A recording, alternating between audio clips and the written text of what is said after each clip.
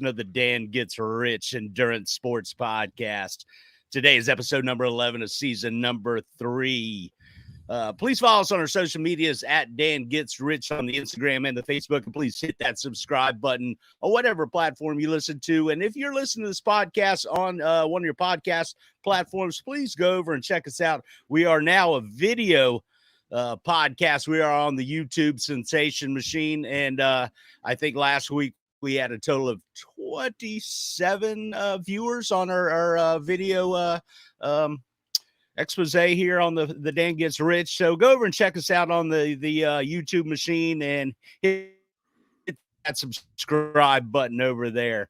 My name is Richard Parson. I'm joined this morning for a coffee edition of the Dan Gets Rich by my favorite co-host, Daniel Cole. What's up, Dan? What going on of the episode? We've done some beer editions, we've done some late night editions, back to the coffee edition, and glad to wake up and have Friday morning with you, buddy. Is it Friday morning? I didn't understand that, man. That's I did corner. Really looking forward to. Any big plans for the weekend? Did I lose you? Yeah, this is Anyway, it is what it is. So yeah, glad to spend. I know the week is just morphing together, right? All the days just seem to be globbing together. And yes, it's now Friday, and you can have the next 2 days off, Rich. Thank you very much, Dan. I probably will work some capacity doing a little, renovations here at the house, doing a couple things. So hopefully by next time we're on here, I'll have a nice little, studio kind of out here that we're putting together. So I look forward to that. Nice hat, by the way. Hey, thank you. Yeah, I just thought I'd represent a little stellar endurance. I saw you had great minds think alike on a Friday morning. We didn't plan this. This is not planned at all. I like that. So shameless plug, if you are local to the Jacksonville area or in the Florida region and you're looking for a triathlon team to join, obviously we'd love to join Stellar Endurance no matter what your athletic ability is. We have something for everybody out there. And I know we were just out at the Hot the past weekend. We'll be down in Daytona, checking that out for the Daytona 5K, 10K, 15K in a couple of weeks. And then we will be up in Augusta, Georgia for the 70.3, which I don't know, may or may not happen. I don't really know what's going on. I mean, you see the races out there now start get canceled, was canceled. And obviously the big news coming out of Ironman was that the Ironman World Championships now moved back again to February. And the last time they actually had that race was back in 2019. So is this event ever going to go off? Is the Ironman World Championships ever going to go off? They haven't had an event since 2019, and now pushing it back once again. Yeah, it's got to be tough for those athletes. Obviously, you're trying to peak, just like we talked about with the Olympics last episode. That got pushed back a year. So trying to double up and peak 2 separate times within a short amount of time has got to be tough for some of the athletes. Especially when you look at, Patrick Lange, who had been out for, multiple years because I think he had the 3rd fastest run time ever in an Ironman split at Tulsa earlier this year. So obviously he's in great form leading up, and then this happens, it gets pushed back. So obviously push forward. And if Kona actually happens in February, I don't know what the temperatures are out in Kona in February, but it's got to be a lot different than having in October, I would assume. I don't know. Does it vary that much out there? I guess it probably does. I think the weather conditions might be conducive to a little bit faster race. Hawaii's just Hawaii's in a very unique situation where they're an island. They can lock down. I mean, they could alleviate the COVID from their island just by kind of keeping everybody else out. So I guess that's what they're trying to do. And you don't really blame them for that. If they're in a position where that they can kind of neutralize this disease, this thing going around, then I would be kind of in the same boat too. You start inviting thousands and thousands of athletes and their families and spectators alike to their island, and there we go. So I kind of understand this in that situation. So.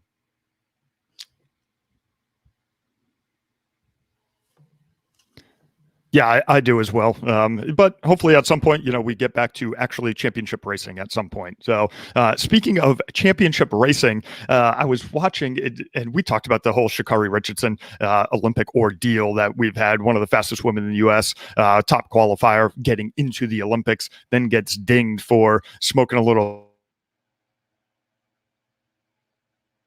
marijuana, was put on a ban. I think it was under 2 months leading up to the Olympics. Unfortunately, was not able to compete in the Olympics. Came back, obviously, very outspoken, charismatic person out there. And whether you like her or not, I mean, obviously, as we talked about, kind of the Sam Long, for the sport out there, just kind of promoting it, talking a little trash out there. And she gets dinged, and then she comes back to the Prefontaine Classic and finishes dead last in the 100 meters. And all of a sudden, she just goes off on a tangent episode. And I was just like, what is she doing? Just finished ninth, dead last in your heat. And all of a sudden you're here to stay, and you don't care about anybody and all the people that are talking bleep to you, and you're out to, you're not going away. And all of a sudden I'm like, you just finished last. What are you doing right now? And, then you talk about, so Allison Felix, the most decorated track athlete, women's track athlete in the U.S. in the history. I think she competed in 6 Olympics, maybe it's 5 Olympics, and I apologize for not having that, but has 11 Olympic medals. She was on the Jimmy Kimmel Show, and she asked about Sha'Carri Richardson, and she just went out and basically said, she hopes that she's supported. She hopes that people rally around her. She's got a great personality. She's going to be, face the sport for a long time. And then all of a sudden, Sha'Carri comes back out of nowhere on Instagram and just basically is throwing some shade at Allison Felix. You think she's going to go out and say, yeah, thanks for the support. And, then she does that. And then you just wonder, what the hell is going on? I mean, that's just, there's no reason, obviously, part of the same country, supporting her, said nothing but nice things about her. And then all of a sudden she went off on a tangent. And at some point you need to ask, like, who are the people that she's surrounding herself with where they think that's okay? Do you think she, I mean, you said there's, who are these people that are she's surrounding herself? Do you think this is a big group of people, and probably on the weed? Maybe she needs to get back on the weed, and it will calm her down a little bit. Obviously, she's going off a little bit out of line. I mean, when you finish 9th place and you start yelling up at people, it's a bad look. Win the race, then maybe you'll have a platform to stand on. But when you finish in 9th, it's hard to have people take you seriously, I think. It is, and you get to that point where you have that fall from grace, right? And then all of a sudden people stop paying attention. And then are you doing something to garner that attention to get it back while you're trying to get back to the top of your game? I don't know. I mean, just go out there and win and do something on the track. That's what people are known for. It's just I just thought that was interesting how she went back out and all of a sudden was going against Allison Felix, but it was. It'll be interesting to see how that transpires in the course of the next few weeks, and if Allison Felix has anything to say about that. One thing that we have talked about, Rich, though, is, we talked about the Ironman and bringing in new races, and, they've kind of been stuck on that 9-10 races in North America for quite some time. And a few weeks ago, we had talked about the unveiling of Ironman Alaska, and you didn't seem to be too excited about Ironman Alaska coming out. You thought it was kind of gimmicky. It's going to cost a lot of money. And basically what you said is, what the hell's in Alaska, right? Is that the gist of what you were saying? Yeah. I couldn't imagine racing in Alaska. I mean, I guess Alaska is beautiful, obviously, a beautiful place to go visit, but to actually have an Ironman race, I couldn't imagine. But obviously some other people had a different idea, right? A lot of people had a different idea, but Rich, apparently, not only were they on to something, a full destination race, but it sold out within like 24 hours, I think it was. There's only general foundation slots left. So if you want to go ahead, instead of spending $800 to do an Ironman, you can spend $1,500 on the race entry to go do that race. That's the only way that you can get into this race as of now, which seems kind of crazy. So is it a thing that people are just fiending for races to do and that one was available, or is it that they really think Alaska is a beautiful place to go and they want to go race up there? It's probably a combination of both. I think it's probably a combination of both. People, Alaska's a bucket list, I would think, for a lot of people. And also the people have been, we've had, races getting canceled left and right. And we're talking about races still getting canceled. And for them to open a race like that up, I think people are itching to go race. It doesn't matter where it is. Put the Ironman moniker on the front. We're going. That's correct. And you kind of when we talked about Juneau, and you said, "Man, what the hell's in Juneau?" So I pulled up some quick facts for you on Juneau, and Juneau, Alaska, has been renamed twice. Okay. In 1880, Joe Juneau and Richard Harris were prospecting for gold, came across nuggets as large as beans along the Gold Creek, what is now Juneau. Mining camp formed. They called the town Harrisburg. That name was soon changed to honor the naval lieutenant commander stationed there, Charles Rockwell, in 1881, and the miners changed the town's name again to honor Juneau back then. Juneau, also very large area, 3,255 square miles. That's a little bit bigger than Jacksonville, huh? Is it? Jacksonville's the biggest city in the United States. Is that it's got to be the continental? Because I think, because I think Jacksonville's 800 square miles. Is that what it is? 800. That's still pretty big. It takes you an hour and a half to drive across Jacksonville. Drive across Jacksonville sometimes. You get from corner to corner. So what about lodging? What about hotels? See, I have this vision of Juneau as being this little mining town with a couple of rooms above the saloon. So what about lodging? Are they going to be able to accommodate thousands of athletes and visitors to come to Juneau? I don't know because I don't have the amount of hotels that they do have, but it says Juneau is very metropolitan. It's the state's premier theater company, clubs, and bars with numerous restaurants. So if you have that, I'm assuming they're going to be able to accommodate the probably 5,000 people that are going there. It also says that Juneau also receives about 900,000 cruise ship passengers and 100,000 independent travelers up there. So yes, big tourist destination for sure. Yeah. The vision of them all down in igloos might be inaccurate. I'm sure you could probably sleep in an igloo if you wanted to. They probably do. They probably pay to sleep in the igloos in Juneau, Alaska. My sister did that up in I want to say it was. You ever see some of those? Yeah. Some of those my sister ice hotels or something. Yeah, my sister stayed in one back when she was in college, and she goes up. I can't remember if I told you the story or not. So she goes to stay up in the ice hotel, and she goes, "I'll have 2 nights for the ice hotel." And they ask, and they sit there, and they're like, "Most people only stay 1 night." That's an ominous check-in right there. When you're trying to check in for. I'll be here for a week. And they're like, no, no, you don't want to be here for a week. The misery you're going to go through. You're going to sleep on an ice bed. You're going to sit in an ice chair in an ice igloo. Yeah. Man, you're romanticizing this. You're making it sound so good. Oh, that sounds terrible. Hey, if you want to snuggle, there's no better way to do that, right, Rich? I'm going to have to take your word for that. The snuggling guru over there. There's nothing better. See, I'm 6'6", so I get to be the big spoon all the time, right? Oh, that's your new nickname, the Big Spoon. Is that what I need to change my name to? At the bottom there instead of Daniel? Big Spoon. Daniel. My name's Rich, like in capital letters. Rich. It's just that's pretty emphatic. You get on this morning, and I have the just the regular name, and you come on strong with the full on all caps. Well, now we're on video. I have to watch what I write. I used to write crazy stuff. I used to write, all kinds of crazy stuff on there because no one was seeing it except you and I and anybody that we had, any guests we had on or whatever. So now I guess I've got to watch. I actually got up early this morning and turned our lava lamp on so it would be warmed up and the laving. It's still a little bit blobby, but I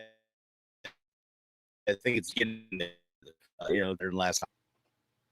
You should have let that run all night so it was free flowing. You had a bunch of small particles going. Right now, it's just one big glob. So I think the more when it heats up a little bit, and the more it's got some good. I didn't understand that was how that worked. The heat from the light actually makes this move. I'm not very smart. I didn't like science, so I didn't understand how a lava lamp worked. It's all coming together now. Now you are going to be a lava lamp connoisseur. Next time we show up in Rich's new podcast studio, instead of bobbleheads like the Mike and Mike show used to have when they did it, you're going to have lava lamps everywhere. Maybe we can get some people to donate lava lamps to you, and you just have a plethora of them. Dan, I think you're onto something right here. I really do. I really think you're onto something. I like this. I like where you're going with this. To the nth degree, and I just want to surround myself with lava lamps from here on out. I think maybe a black velvet poster. Remember those when you were young? Maybe not when you were young. When I was young, they used to have like black velvet. You had your black light in your bedroom, and you had some like black velvet tiger, and it was lit up from the black light. I think I don't know what was going on in your. I don't know what was going on in your room. I grew up in the 70s, man. My parents were hippies. We had a house over in 8541 Mathonia Avenue in Arlington that we had beads in all the doorways. So we didn't have like doors. We just had like beads in all the doorways. They were hippies.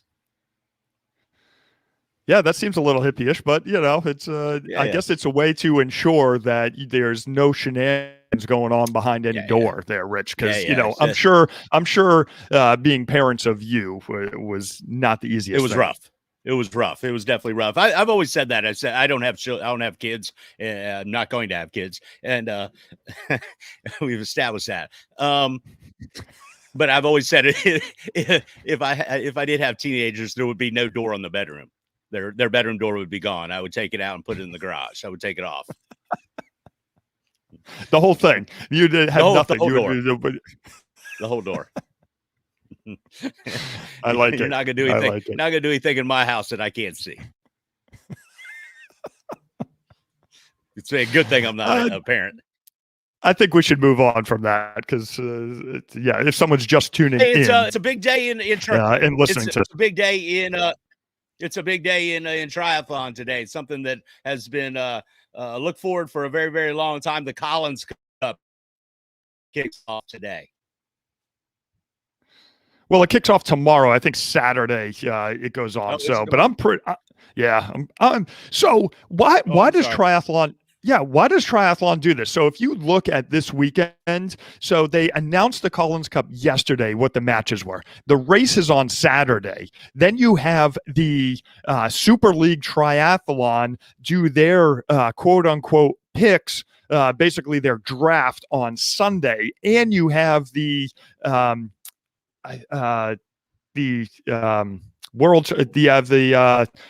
the championships over in Slovakia going on. Like, why do we have 52 weeks a year? Why are we always packing everything into one weekend? It seems so ridiculous that it's like, we're going to hit you in the face with triathlon and then you're not going to have anything for a few weeks. Like, can't we just spread this out so we can have some triathlon news over multiple weekends?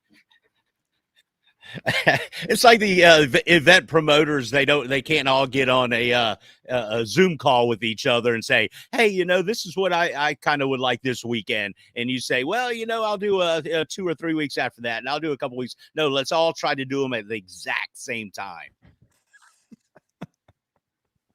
Totally ridiculous. But anyway, yes, we've been talking about the Collins Cup for quite some time, and I am excited that it's here. How are you fired up for this new race format?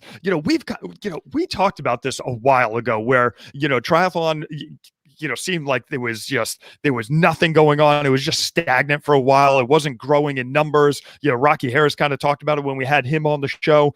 And, one of the things that I always wanted to see, I always wanted, like, when you go to the national championships, I always felt like you should go through some sort of bracket, and you have the top tier athletes, and you have, whether it be, 128 or 64 people, you get into a bracket, you race mano a mano. Like we've talked about this literally for like 2 years now.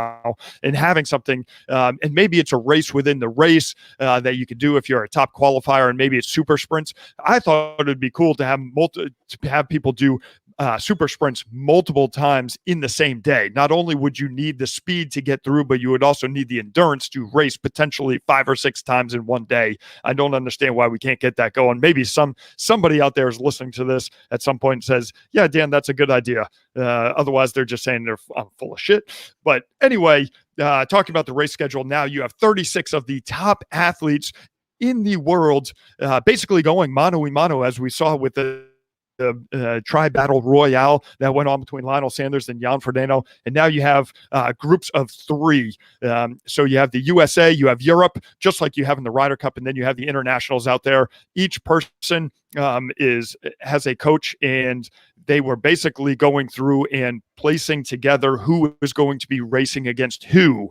And you have 12 straight matches. So did you have a chance to take a look at those different matches? Yeah, I got a chance to look at them. And like you said, I'm excited about this. I'm excited about the Collins Cup. The Collins Cup was scheduled initially for 2020. It was delayed, obviously, with COVID. And it's an event put on by the Professional Triathlon Association. Like you said, we've got 3 teams. It is mano a mano. What is 3 against 3? What is 3? 1 on 3? It's like trio against trio. I don't know what that is. But it's 12 athletes, 6 male, 6 female. And kind of what you said is that, and it's already developed. I guess they had the draft on Wednesday where the coaches went down and drafted for each of the 12 races and kind of put their athletes in those slots. I don't know how that really worked out. But with those head-to-head matchups, kind of we're going to develop kind of that where you've got the Sam Long, kind of the bad boy of triathlon, in the first race going up against Jan Frodeno, the number 1 athlete in the world, and kind of have some of those grudge matches that are going to be flying off right off the bat. So I think it's something that triathlon needs. It's something that we need to have, that kind of spicy, I don't know, kind of pro wrestling feel about it. So I'm really looking forward to it. 12 races, and it's already had some things develop in these first matchups. Yeah, no, it's so you have Team Europe, and the captains of Team Europe are Natasha Bodman and Norman Stadler. The international team, you have Lisa Bentley and Simon Whitfield. And then U.S. captains, you have Karen Smyers and Mark Allen. So when they go through, Team Europe would have first pick, and then it would go to internationals, and then it would go to U.S. And then the second for the second match, then you'd have the internationals choose first, and then in the third match you have USA choose first. So how strong did Team Europe come out and say, yeah, Daniela Rife, boom, race number 1 leading off the Collins Cup? I mean, probably without a doubt, one of the strongest athletes, we've kind of talked about. When is Daniela Rife ever going to lose again? Even when she's having an off day, she seems to win. So what do you see going on in that first match? I mean, you have Daniela Rife, you have Teresa Adam and Taylor Knibb going out on the first match.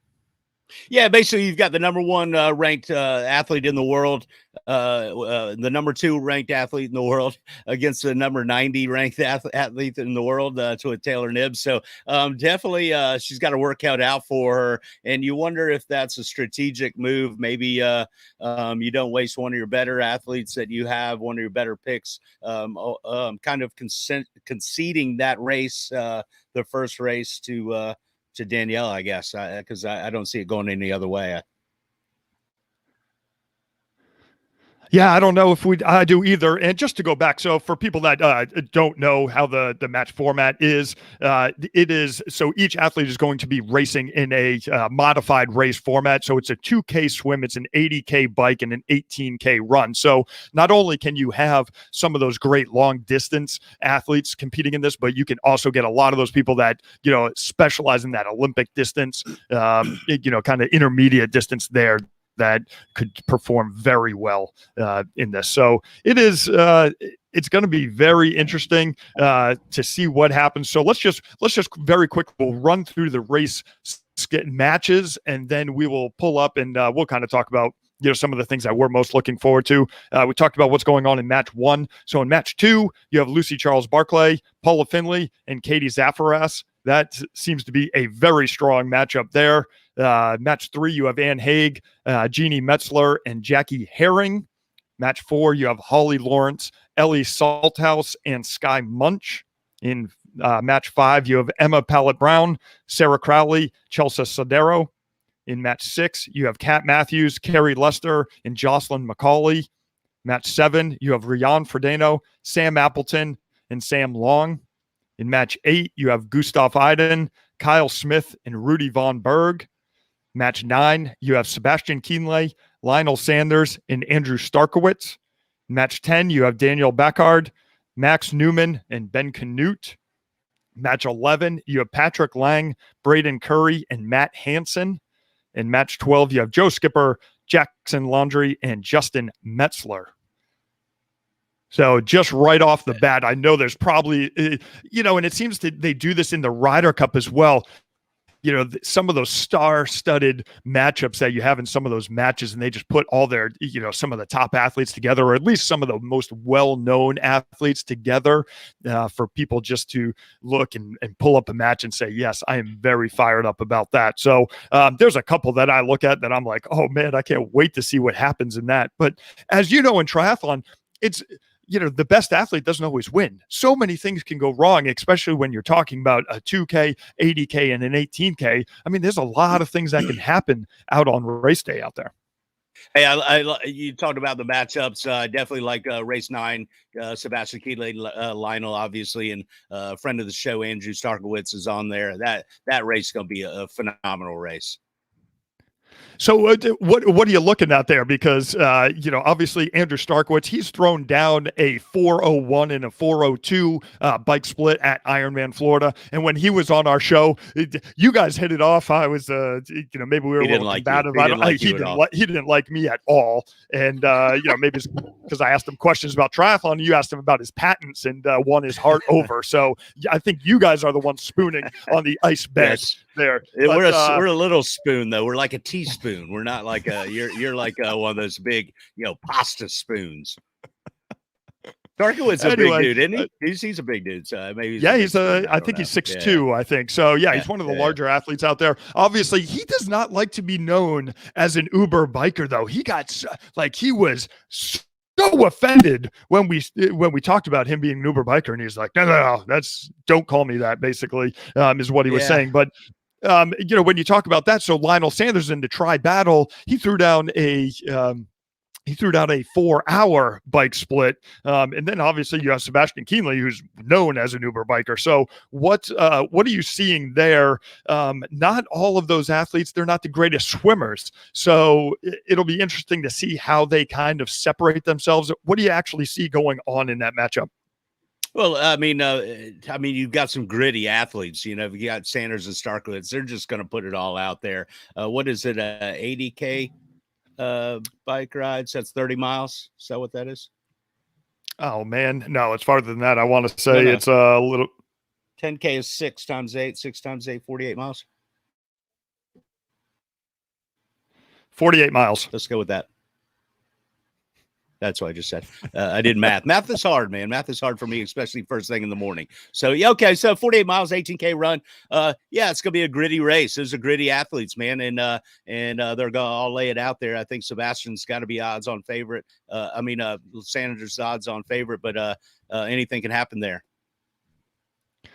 I would agree with you, although Sebastian Kienle has also thrown down low 110s on a half. So, when you talk about that, I think he could definitely keep with him. I think Starkowitz is going to try to pull away on the bike if he can and try to distance himself, gives himself a couple minutes on the run, because I don't think he's as fast of a runner as Sebastian or Lionel. So it'll be interesting how that plays out. I think he's just going to put his head down and just go for it. I think all three of those athletes will probably be coming out of the water pretty close together.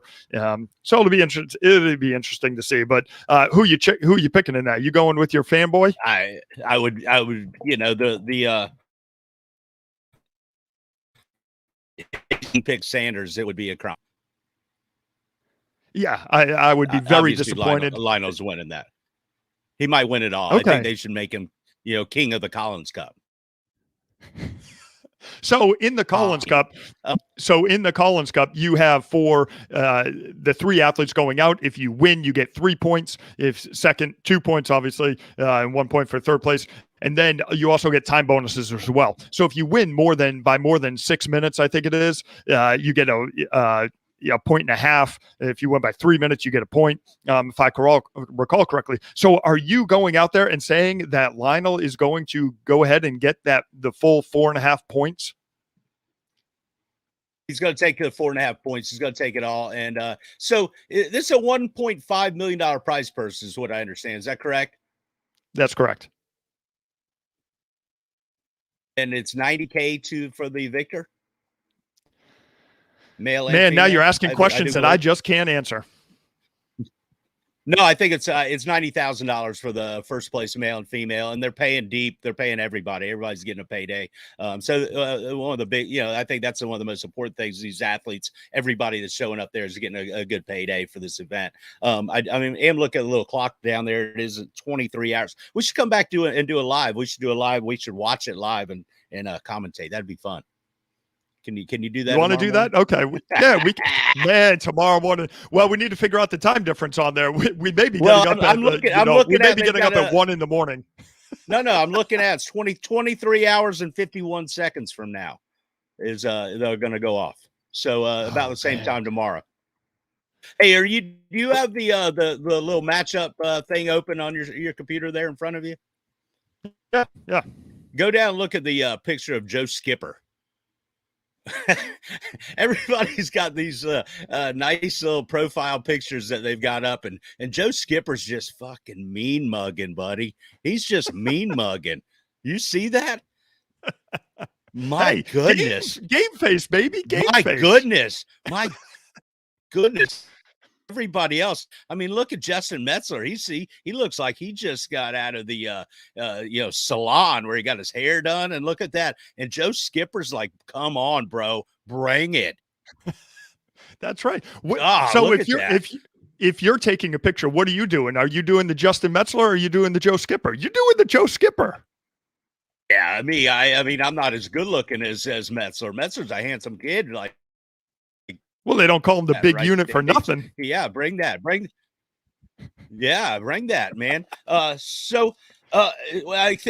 Kind of one thing I did see was in the race. I know.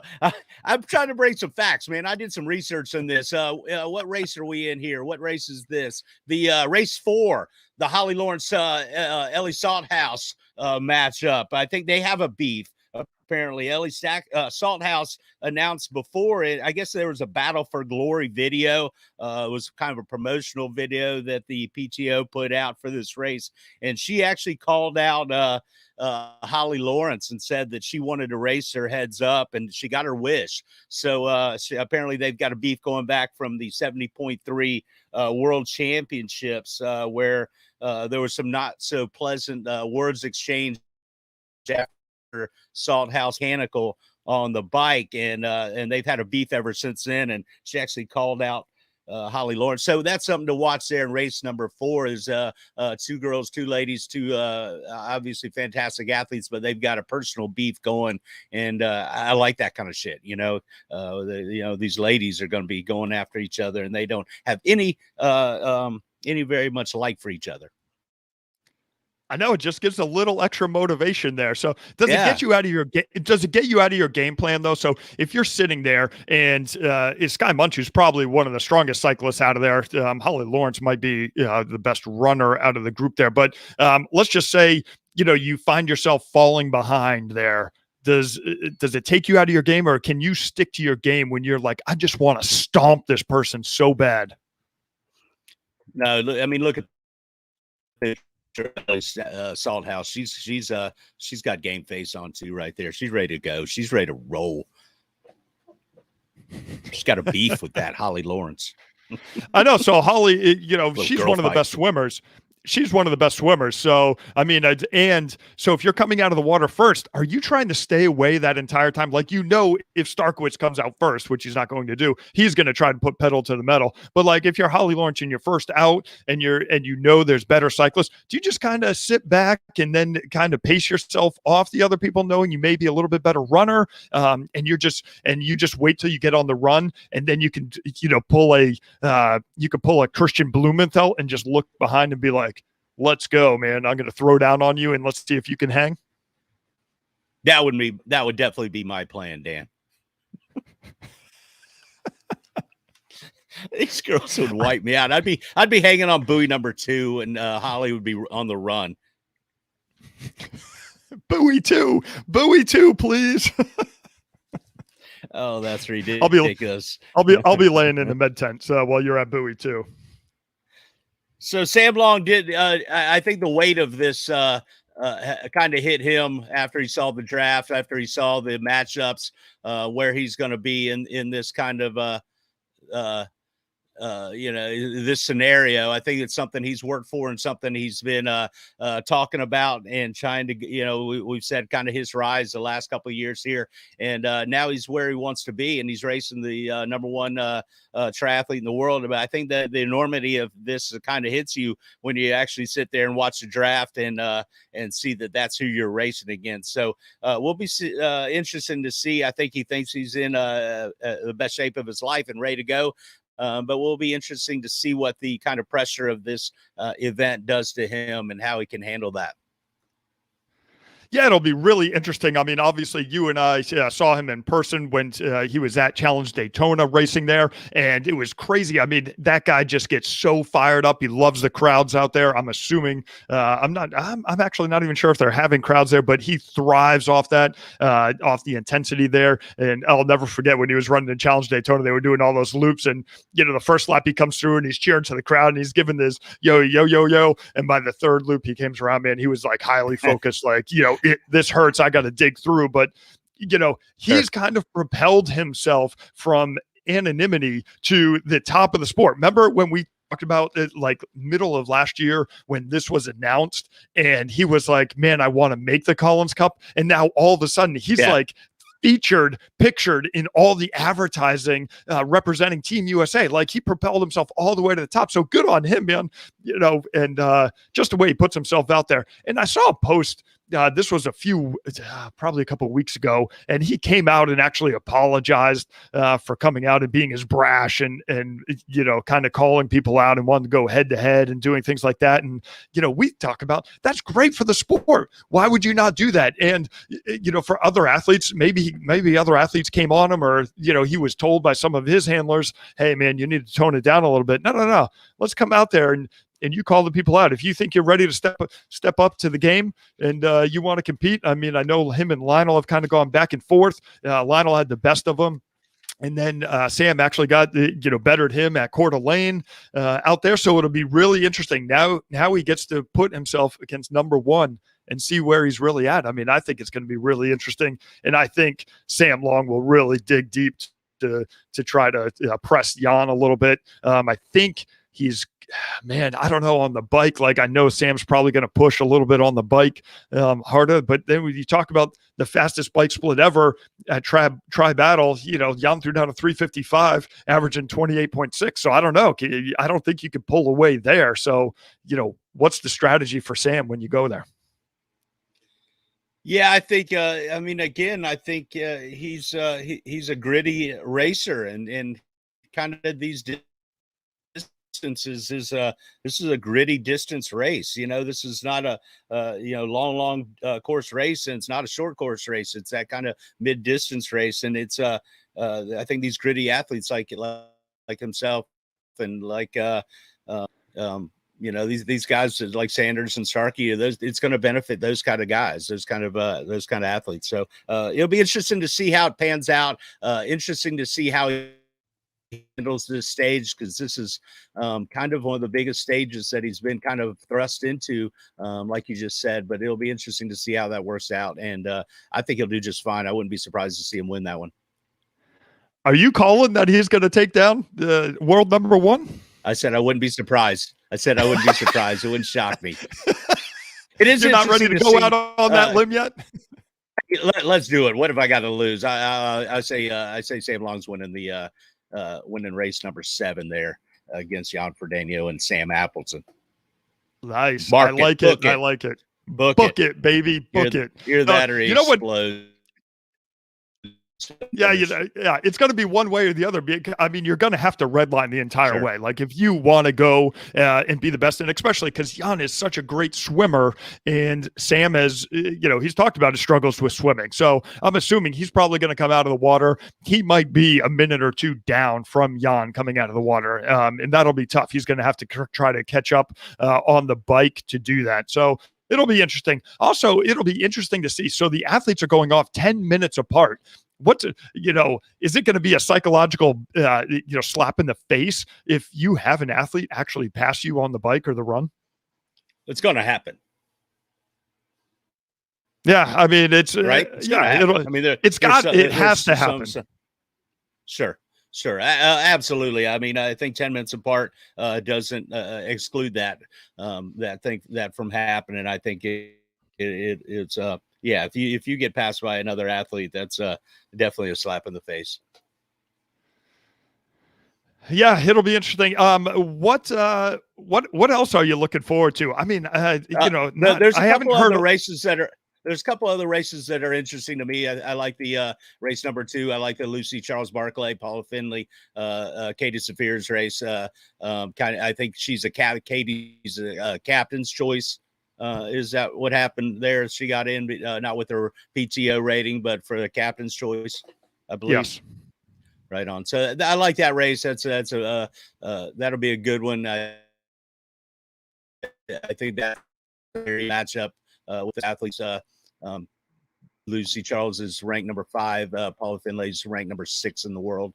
That's a good race. And I also, coming down on the men's side, I think it's race number 11.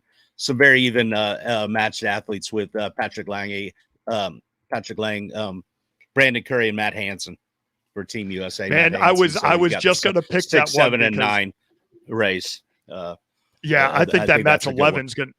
That match 11 is going to be awesome. I mean, as you know, Matt Hansen, at the PTO championships had, fastest run split there. Patrick Lange, obviously one of the best long course marathon athletes in there. So, and him coming back, it'll be really interesting. I think those two are kind of going to duke it out as far as the run. And who you taking in that? Who you got? Patrick, you got out of those 3? I'm taking Patrick. I think you have to there.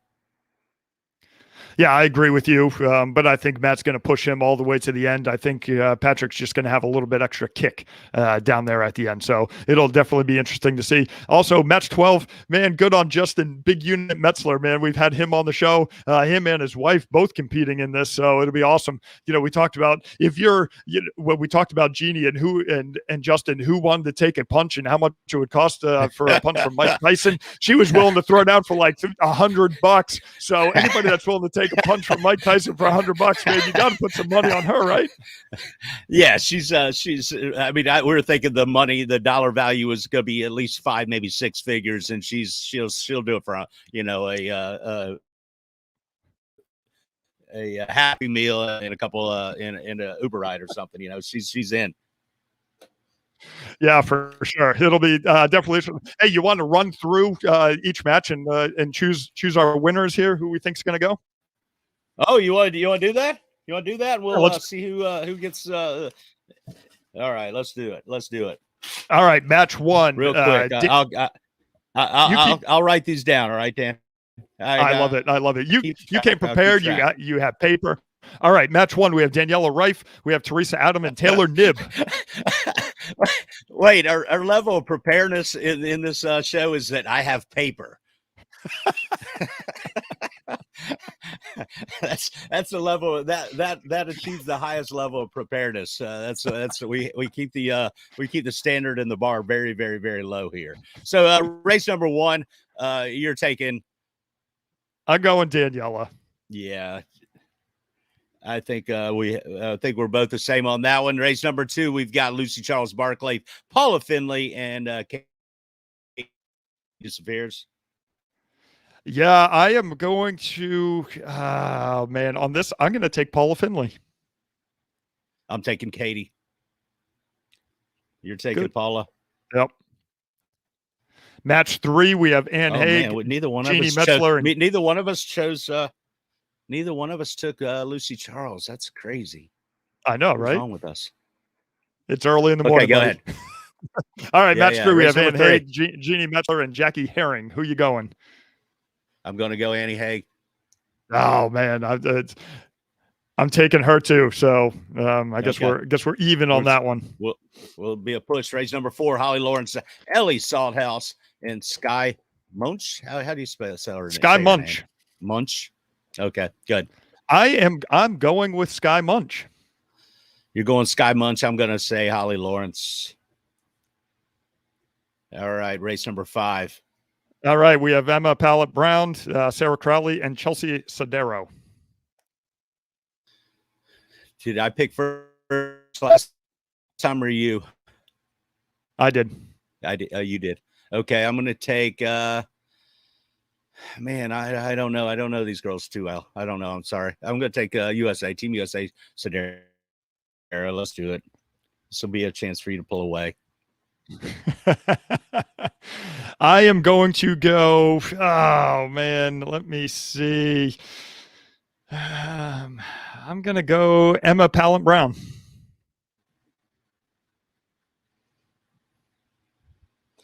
Race number 6, Katrina Matthews, Carrie Lester, Jocelyn McCauley. Race number 6. Man, I think if I recall correctly, Matthews is probably one of the strongest runners. Yeah, I'm gonna go with her. I think she's gonna be close enough. I'll take Kat Matthews.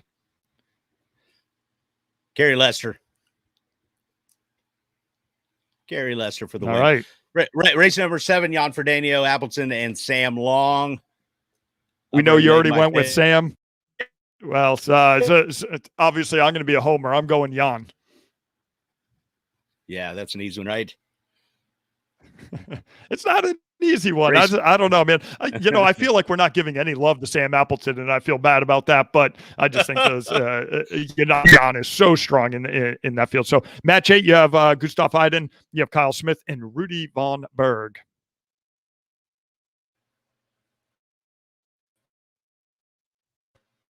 I think I picked last. Are you not last time because I prematurely picked Sam. with. I'm taking Iden, obviously. Gustav. Okay, if you're taking Iden, I'm going Rudy Von Berg then. Wait. Who? I'm taking Rudy Von Berg then. Yeah. Okay. You took Iden. I'm taking Von Berg. I got Iden Smith and Charter. Colin Charter is on the race number 8.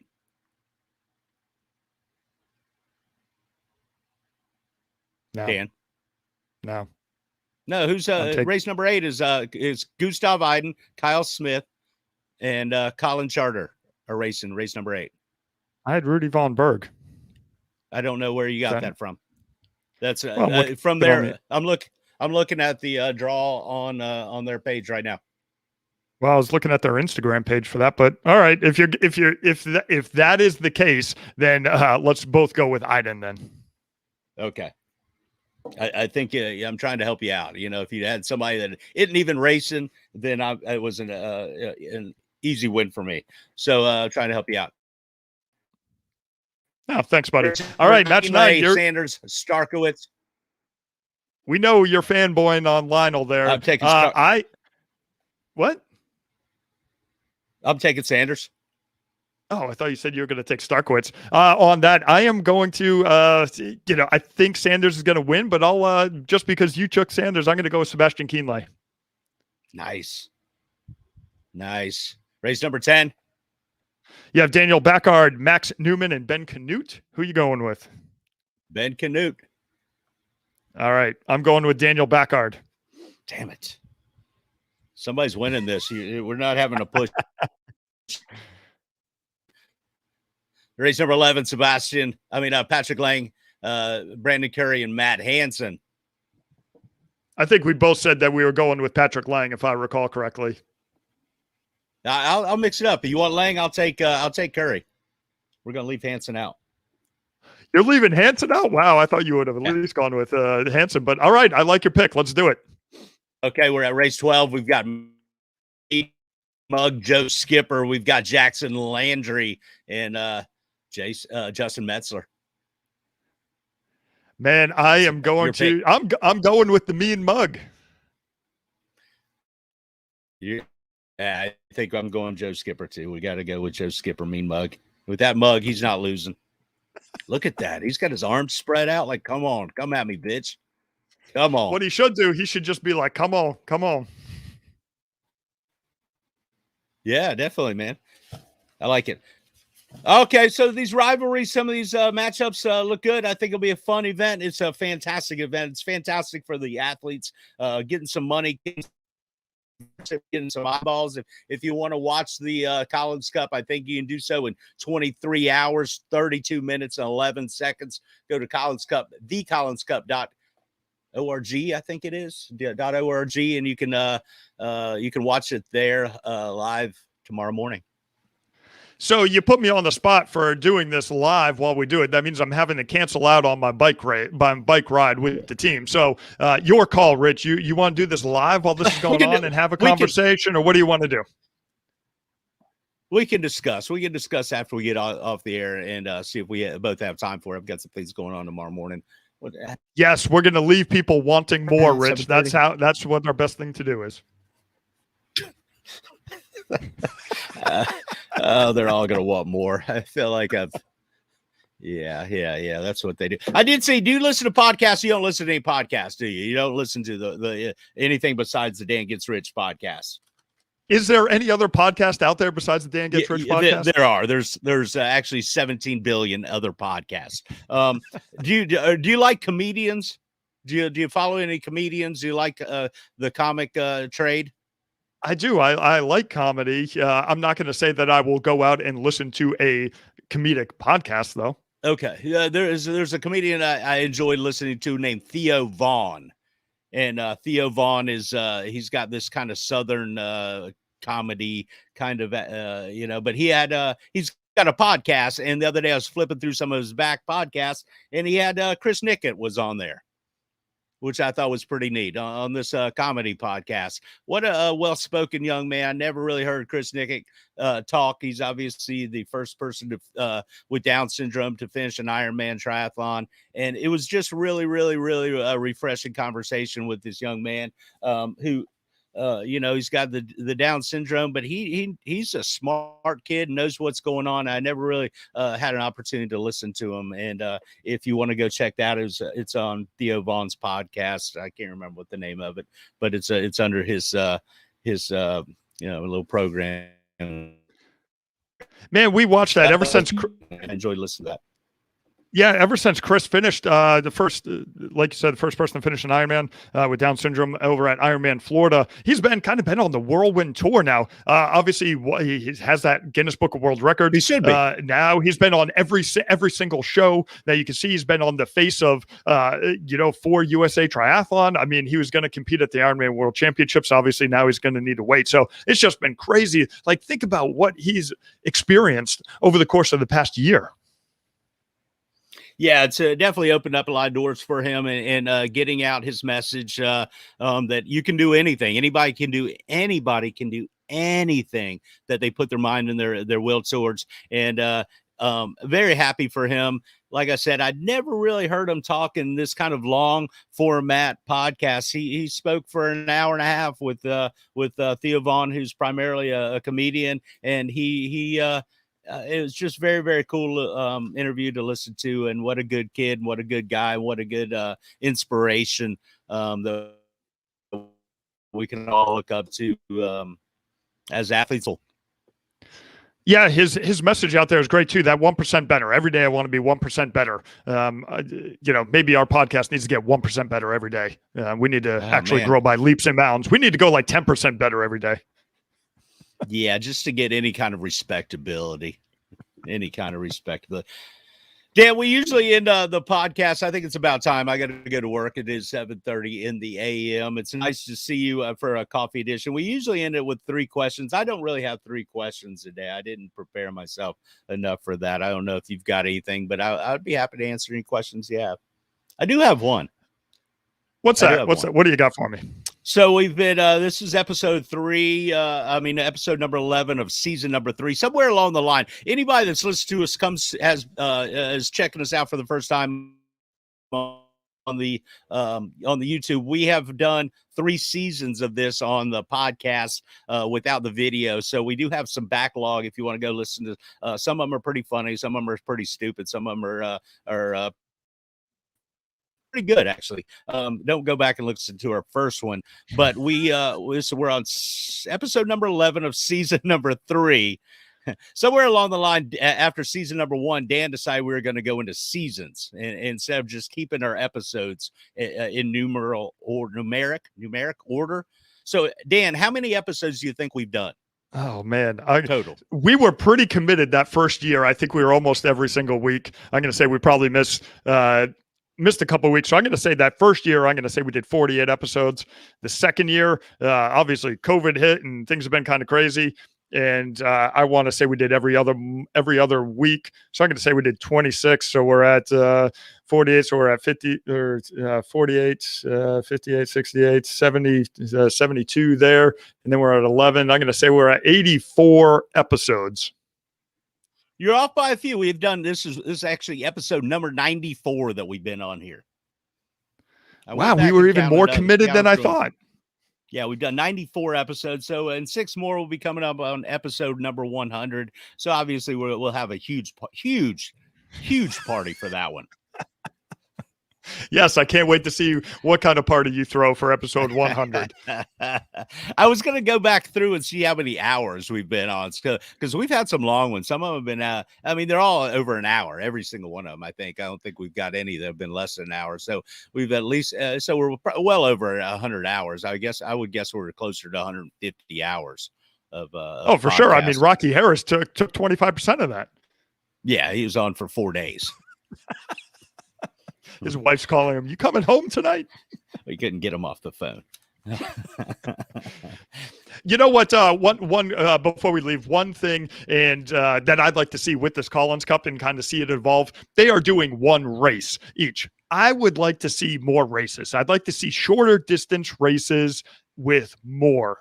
I'd like to see each athlete compete in 2 or 3. They debuted the mixed relay this year in the Olympics. I think they should do that. I think that'd be amazing to put together a team like that. I think it would be kind of cool to see maybe a mid-distance race and then like a sprint race with a super sprint. I just want to see these athletes compete against each other a little bit more, because I know when you look at those athletes, those 12 matches, I know you're sitting there looking, man, I'd really like to see this athlete versus this athlete, and we're not going to get the chance to do that. So I'd really like to see that kind of evolve and see them compete in multiple events over the course of the weekend. Yeah, I think there's an opportunity for a lot of different things. Like you said, different distances. If you, if you drafted different athletes or put different athletes on the team for particular distances, people that have specialties, there's a lot of different directions this could go. I just like we've said for a long, long time, ever since we went out to Endurance Exchange, just an opportunity for these athletes to get a good payday. I mean, these guys are out on the grind training, and this is kind of a guaranteed payday, a good payday.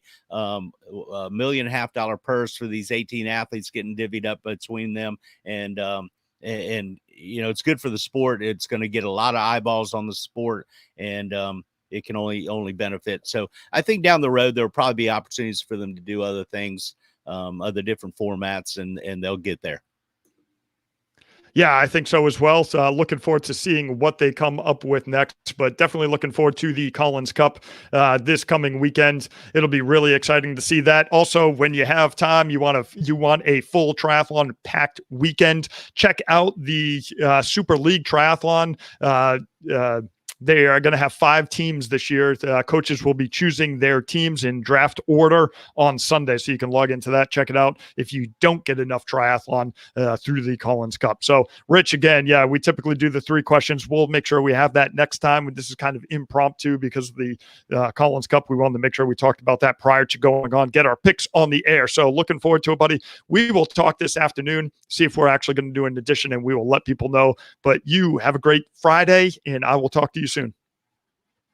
Dan, nice talking to you, buddy. As always, have a great day. And if we get on here tomorrow, we'll go talk about Nick, and enjoy speaking with you, buddy. See you. All right, man. Take care.